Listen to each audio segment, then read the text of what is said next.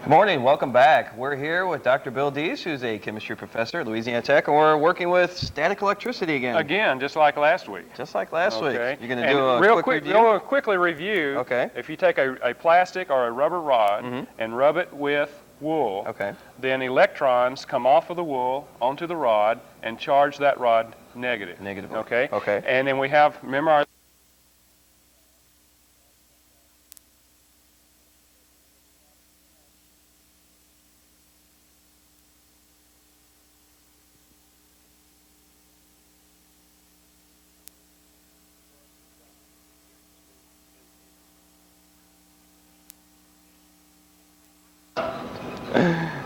Hello again. We're here with Dr. Bill Dees, who's a chemistry professor at Louisiana Tech University, and we're working with static electricity again. Right. This is our second segment on static electricity. Okay. And I thought we would review very quickly what we did last week. Good. You take a rubber or a plastic rod and rub it with wool. Okay. Then electrons jump off of the wool onto the rubber rod due to friction. Okay.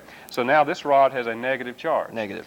Yeah. Now the metal foil, the foil strips on our electroscope are hanging vertically right now because they're neutral. Okay. And if I approach that electroscope with a negatively charged surface, then the electrons are repelled down the metal rod, and both of those foils become negative, and then they repel because like charges repel. Okay. Now I can transfer electrons onto the electroscope by touching the top of it, and now the two foils stay spread apart because they're both charged negative. Okay. Now if you take a glass rod and rub that with silk, the opposite happens. Neat. The electrons jump off of the glass onto the silk because of friction, and now this glass rod is positive.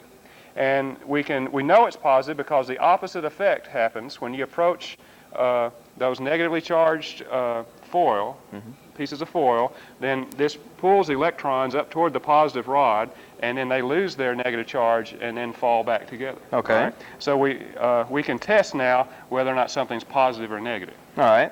Okay. That'll be our tester. The topic for today, it sounds like a Sesame Street character. This is a homemade electrophorous.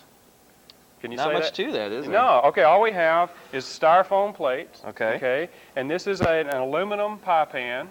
Okay. And we have to have an insulating handle. So I've glued a styrofoam cup on there to hold that. Very simple. All right. Yeah. And remember, let's charge our electroscope up. Let's put a negative charge on our electroscope. Okay. All right. So those foils are negative. And if I approach that with something negative, they should spread further apart. Now, if I rub the styrofoam plate with my wool, let's see if it gets a charge. Okay.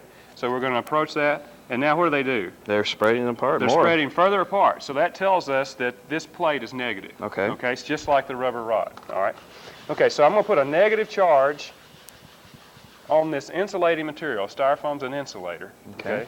All right, so those electrons will stay on that plate. Okay. Now put the aluminum pan on top.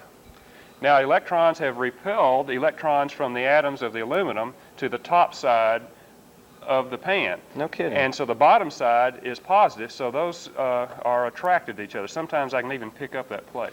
Okay? No now, kidding. I'm going to touch that with my finger. Okay. That let electrons bleed off into me. Now the pan has a positive charge, and if I lift this up, then I've created a voltage on this pan. Now let's see if our electroscope reacts to that. Okay. Now see how they fall close together? That tells us that what charge is on there? We put a negative charge on there, right. So this is positive. Now a positive charge. Okay. And let me see your finger like this. Oh no, here we go. Hey. Did you feel that? That tingled a little. Okay. And now I don't even have to, that styrofoam will hold a charge quite a while. Let's see if we got another charge. Okay. That was a little stronger. All right, a little stronger, all right. And so every time we do this, we can transfer some charge. Eventually we'll have to rub the plate again. Okay. But we can do this. Now, remember the pith ball. Yes. Okay, this is a pith ball covered with a piece of metal foil, so we can put electrons onto that and charge that pith ball. Okay. Now, well, let's see. Now, what's happening is we have a high negative charge on the plate, and it polarizes the atoms of the aluminum. Okay, that's surrounding that pith ball, and they're attracted. Okay. Now watch what happens when I allow that pith ball to touch the plate. Okay. Sticks to it. So now we've transferred electrons, and what's happening now? They're still attracted. Okay. Let's try this. Grab the pith ball for me. We need to get the charge now off we're neutralizing the pith ball. We'll try this real quick. Okay. Okay. I think I got so it now we have a neutralized. negative rod here. All right. All right, it's going to attract. Now, electrons have jumped onto the pith ball, and now when I approach with this negative rod, they have like charges, so they repel. Okay. Neat. All right. Okay, now we can do a similar thing. Discharge that for me. We can do a similar thing with our electrophorous. Okay, should we turn this sideways so everybody can see that? Okay, like that. Well, Do you want to turn it now I'm sideways? going to charge the electrophorous. Okay. And let's see if, did you neutralize that for me? I think so. Okay. Oh, Well, we'll try it again. There. I thought you were going to do something else. There we go. Here, I'll try the left hand this time. Maybe okay, it's try the the left hand. Maybe it's the right hand. It's not working. Your hands are dry a bit. Okay, so now, all right. So now we've put a positive charge on the pith ball. See how it's repelled? Mm-hmm. Okay, so let me try this.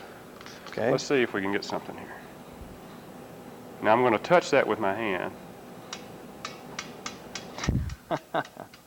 See that jump back and forth? That's neat. Okay, now why is it doing that? Oh, you would ask me that one. There's a lot of movement between electrons going on.